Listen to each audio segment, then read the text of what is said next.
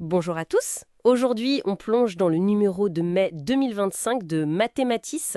C'est la revue en ligne dédiée à l'enseignement des maths, avec les TIS, vous savez, les technologies pour l'enseignement. Oui, bonjour. Notre objectif, c'est un peu de défricher les idées clés de ce numéro, voir comment l'enseignement des maths, il innove, que ce soit face à l'IA ou même avec des approches plus traditionnelles mais créatives. Comment rendre les maths plus vivantes, quoi. Exactement. Et ce qui est frappant, c'est la diversité, hein. On a des projets hyper concrets en classe, des réflexions sur l'IA, bien sûr, mais aussi la programmation, des ponts avec la pop culture, les réseaux sociaux. C'est assez riche. Oui, un vrai panorama. On va essayer de parcourir tout ça et on peut commencer par une initiative qui montre qu'innover, c'est pas forcément que de la tech. La BM Carré, C'est une super idée de Carole Terpero au collège Jean Rostand à Draguignan. En gros, une bibliothèque mobile, vraiment sur roulette, hein, avec des livres, BD, romans, bio, qui connectent les maths et la lecture. d'accord, l'idée c'est de piquer la curiosité autrement. C'est ça, rendre la culture mathématique plus tangible, accessible, et ça crée des liens directs avec le français, par exemple. C'est une approche très incarnée, je trouve. Une belle idée, ouais, pour sortir un peu du cadre purement scolaire. Alors après ça, on passe au numérique avec Franck Chevrier, le langage Python pour la pratique des sciences. Il présente son site Python au lycée. Oui, une ressource qui se veut pluridisciplinaire. C'est ça. L'article insiste sur quoi principalement? Surtout sur le fait que c'est aligné avec les programmes, et qu'il propose des outils concrets, des notebooks Jupyter par exemple. L'objectif, c'est vraiment de rendre Python facile à utiliser pour les profs et les élèves dans plusieurs matières scientifiques, pas que les maths. D'accord. Faciliter l'intégration de l'algo, quoi. Exactement. Et surtout, ça favorise la pluridisciplinarité. Et c'est facile d'accès pour les profs et les élèves. Ben oui, c'est ça l'avantage. Accessible via un simple navigateur ou la plateforme Capital. Donc c'est assez direct à utiliser en classe. Voilà. Changement de sujet complet avec Julien Baldacci et Angelo Laplace. Des décimales en cascade. Ils parlent d'un algorithme pour trouver les décimales du nombre d'argent. Oui, le nombre d'argent lié à la suite de Pell. Un cousin du nombre d'or, si on veut. L'article présente un algorithme assez élégant et apparemment efficace pour calculer ces décimales.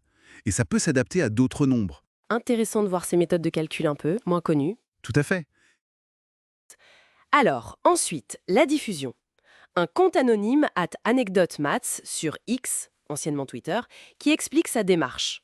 Oui, diffuser la culture mathématique sur les réseaux sociaux.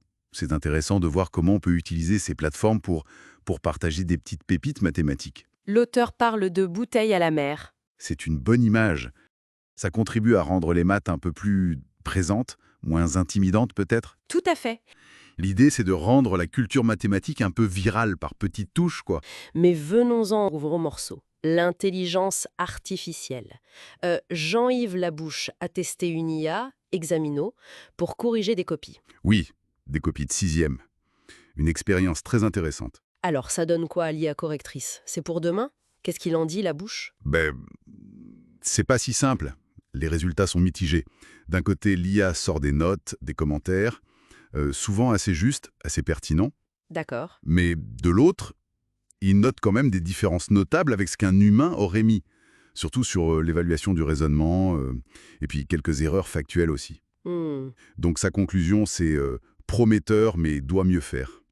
On n'y est pas encore tout à fait pour remplacer le prof, quoi. je vois. D'ailleurs, il y a une interview du développeur dans l'article qui est assez éclairante là-dessus, qui nuance pas mal. D'accord. On reste sur l'IA avec Philippe Jaunin. Utiliser l'IA générative en classe de mathématiques et en SNT. Lui, il part du principe que, les élèves s'en servent de toute façon. Oui, c'est un constat réaliste. Alors, qu'est-ce qu'il propose? Interdire? Non, justement. Plutôt accompagner, apprendre aux élèves à s'en servir de manière critique. Il donne des exemples. Utiliser des prompts spécifiques, forcer l'IA à expliquer son raisonnement, étape par étape, ce qu'il appelle la chain of thought. Ah oui, pour vérifier et débusquer les erreurs. C'est ça. L'idée, c'est que ça devienne un outil pour apprendre, pas juste une machine à réponse. Une approche pédagogique, en somme. Très bien. Il faut que les élèves comprennent que ces IA, les LLM, elles ne pensent pas. Elles calculent des probabilités de mots. C'est pas de la compréhension. C'est fondamental pour l'esprit critique, ça. Tout à fait. Et il propose des pistes concrètes. Utiliser l'IA pour des calculs, ok. Pour explorer un problème ouvert, pourquoi pas. Ou même pour apprendre à faire de bons prompts, en SNT par exemple. Apprendre à bien lui parler, en gros. C'est un peu ça, mais toujours en gardant à l'esprit les limites, les fameuses hallucinations, ces erreurs que l'IA sort parfois. Oui, il faut rester vigilant. Exactement. Mais l'idée, c'est vraiment un outil d'aide, pas un substitut à la réflexion. D'ailleurs, les brèves du numéro, Oui. elles mentionnent aussi des évaluations assez contradictoires sur les performances des IA, et il y a un article d'Alain Busser qui arrive apparemment sur un problème d'optimisation où l'IA donne des résultats déroutants. Donc, bon, les limites sont bien réelles. Et on termine les articles principaux avec Angelo Laplace à nouveau, sur Squid Game. Ah oui, simuler le jeu mythique du pont en verre. Exactement.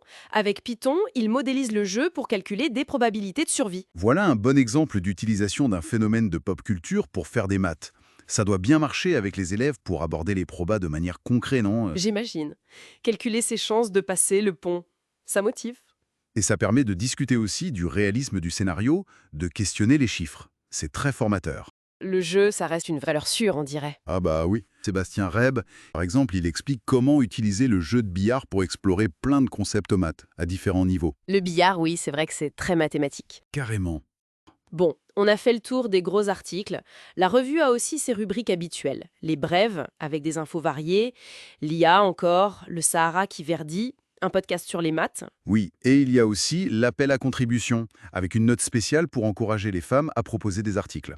C'est important de le souligner. Absolument. Et puis, il y a les parcours d'été 2025 de Gérard Cons, des sélections d'articles anciens ou récents sur des thèmes comme l'IA, le climat. Des lectures pour les vacances. Voilà, on a couvert pas mal de choses. Oui, et ce numéro 95 de Mathématis donne vraiment une image très dynamique des maths aujourd'hui. Entre la pédagogie sur le terrain, les outils numériques, l'IA, la culture mathématique, ça bouge. C'est clair. Et le fil rouge, ça semble être comment engager les élèves et surtout comment utiliser ces nouveaux outils de manière réfléchie, critique. C'est ça. La vraie question qui ressort, c'est comment on équipe au mieux tout le monde, élèves et enseignants, face à tout ça. C'est pas juste savoir cliquer sur un bouton. Non, c'est comprendre comment ça marche derrière. Exactement. Comprendre le potentiel, mais surtout les limites, pour intégrer ça intelligemment. C'est un énorme enjeu de formation, en fait. Et ça nous laisse avec une question pour la fin peut-être.